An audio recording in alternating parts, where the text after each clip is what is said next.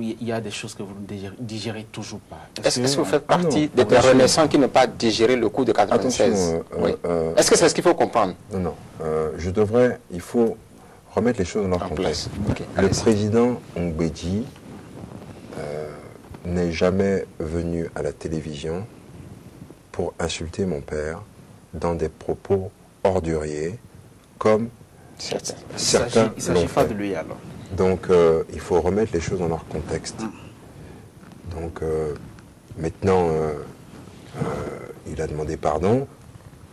Écoutez... oui, mais vous n'avez pas répondu à la question. Si nous l'avons pardonné, oui. Vous savez, moi je dirais, nous sommes encore des privilégiés.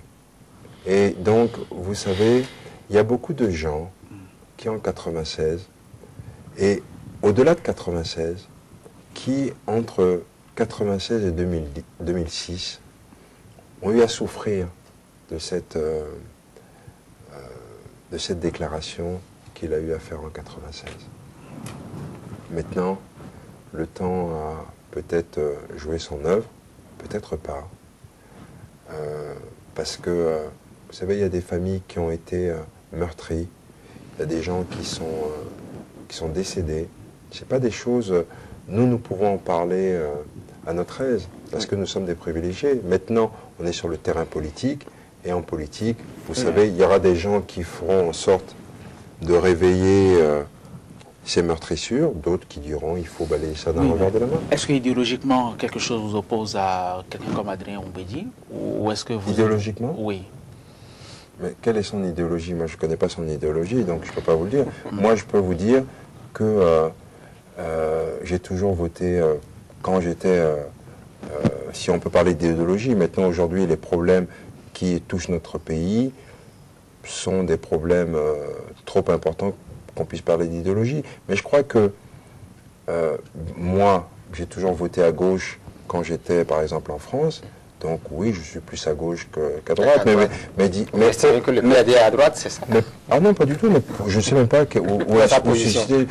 Mais pour autant, je crois qu'on peut être aujourd'hui de gauche, mais laisser la libre entreprise, le laisser faire, dans une certaine mesure. Mais regardez aujourd'hui la question de la mondialisation qui s'impose à nous, alors que nous ne sommes pas suffisamment armés pour lutter contre ça. Elle a des bienfaits, mais aussi beaucoup de retombées négatives pour nos économies. Donc aujourd'hui, est-ce qu'on doit parler d'idéologie? Je ne crois pas. On doit parler de programmes, de projets de société pour sortir notre pays de la pauvreté. Et c'est ça qui, quand en 2006, j'ai fait certaines propositions, parce que quand je parle de loyauté, fidélité vis-à-vis du chef de l'État, mais je n'ai pas fait mon programme ou mon projet de société avec lui.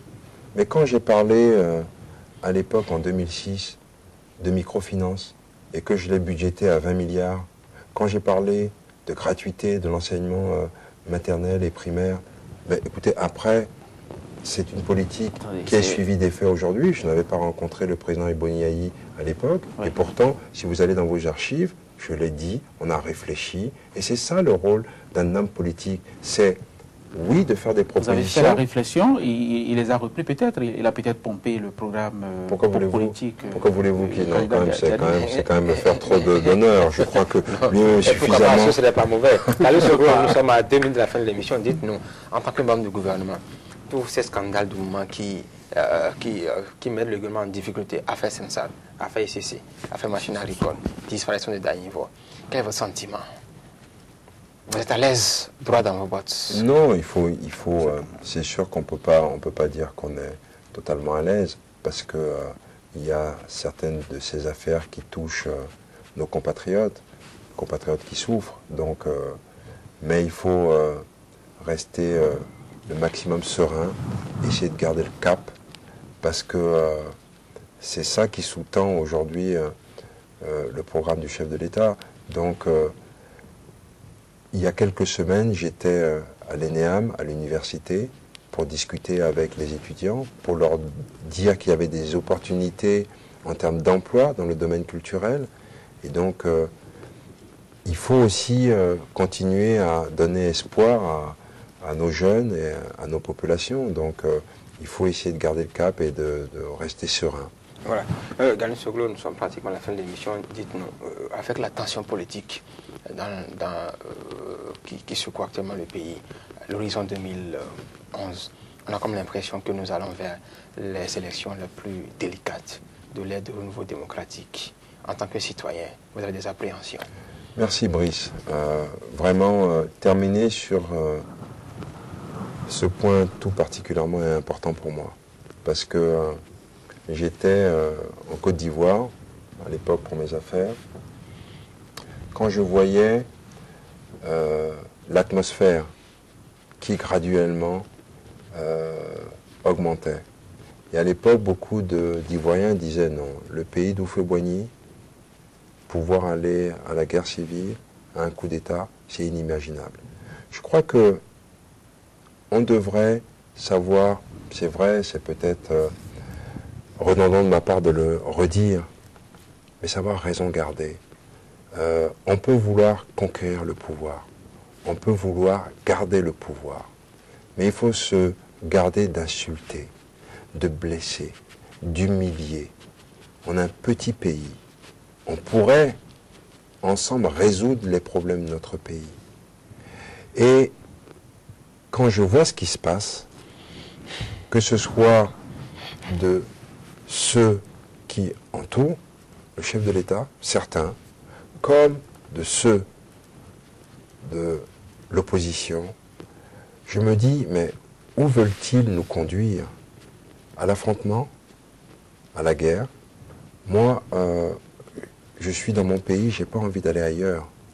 Et je crois que revenons-en à des projets de société, parce que quand on voit sur Internet, quand on parle, le chef de l'État a acheté 2 appartements, attendez, dites-moi, en quoi, d'abord, en quoi le chef de l'État n'aurait-il pas le droit d'acheter des appartements? C'est comme si moi, vous me dites, mais monsieur Gani Soglo, vous avez un appartement à Boulogne-Billancourt, à Boulogne, vous avez volé quelqu'un, mais pourquoi? Le chef de l'État a été pendant 10 ans président de la BOAD, il est chef de l'État, il y a quelque chose de particulièrement offensant là-dedans, il ne s'est pas acheté un hôtel particulier, et quand je vois après, de l'autre côté, d'autres personnes qui disent la même chose, le président Mbedi, attendez, il est temps qu'on en revienne. Qu'on arrête ces choses-là. Qu'on arrête ces choses-là et qu'on revienne aux fondamentaux. Les projets, projet contre projet, développons notre pays et quels sont les projets que vous proposez à nos populations? Si vous pensez que tel programme n'est pas bien fait, quelles sont les propositions que vous pouvez, alternatives que vous pourrez faire à nos populations? Je crois que c'est ça le plus important.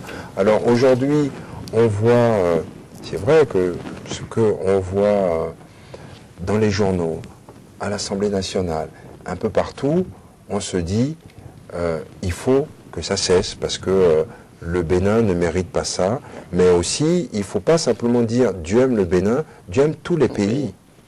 Voilà. Merci Gani Soglo, merci d'être venu sur ce plateau. On retiendra que vous avez dit ni choqué ni amer en ce qui concerne l'exclusion, loyauté et fidélité à Boni Yayi et l'appel pour la paix pour 2011. Winner.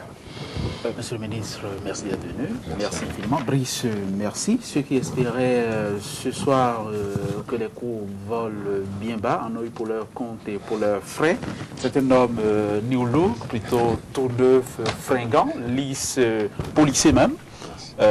Pas toujours prolixe sur certaines questions, on vous a compris, qui vous gênent aux entournures, que nous avons reçu ce soir dans le décor tout neuf de votre émission, Zone Franche.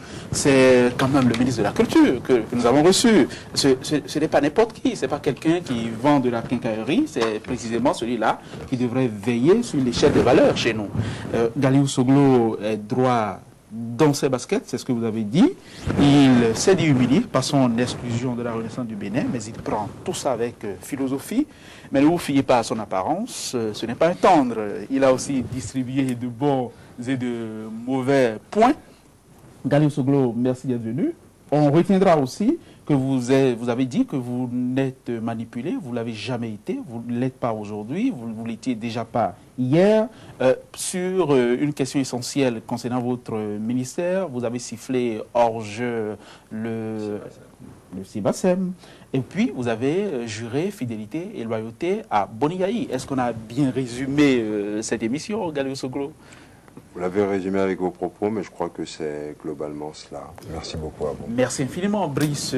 Merci. Merci à vous tous qui nous avez suivis, ici au Bénin et partout ailleurs dans le monde. Et bonsoir chez vous.